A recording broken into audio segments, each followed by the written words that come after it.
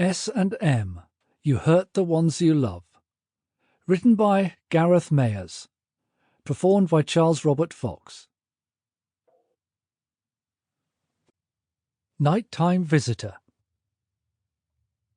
Muffled thunder crashed somewhere in the distance as a nighttime downpour pounded against windows, and homeless people scurried under bridges to find shelter.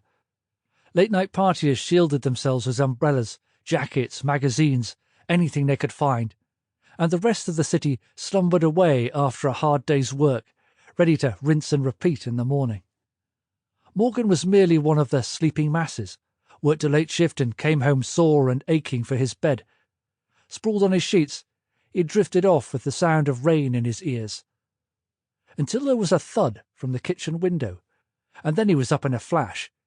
He may have been sleep-deprived, but it wasn't enough to rob him of his instincts.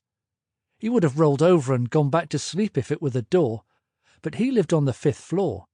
Only a handful of things could even reach his window, and half of the things that could weren't big enough to make that kind of ruckus. Groggy, his face plastered with drool, he squinted against the darkness swimming in front of him. He waited for a moment, wondering if the noise had been real or if he had dreamed it. And now that he thought about it, that made sense. The only other option was another thud, louder this time. All other thoughts flew from his mind, bar one that burned inside his brain like a candle. Someone's trying to break in. Morgan instinctively reached out, fingers closing around the baseball bat that he kept beside his nightstand. He swung his legs out of bed and felt the cool linoleum beneath his soles. Hefting the bat, he tiptoed towards the living room area. Double doors connected the bedroom to the living room and an open-plan kitchen, so there wasn't much room to hide. Thankfully, he had left the doors parted just enough for him to squeeze through noiselessly. He found his target immediately.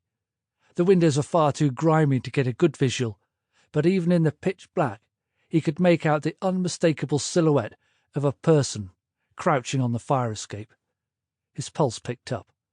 It was dark, and that meant he still had the element of surprise. One sharp strike with the metal bat would take that man out like a light. Creeping forward with the bat at the ready, he grasped the latch and thought over his plan. All he had to do was open the window and jab his bat right into the trespasser's temple. He took a final breath, then in one swift motion slid the window open, only to find himself staring at the muzzle of a gun. He froze. Mind blank, cold sweat prickling his skin. Now what? Sample complete. Ready to continue?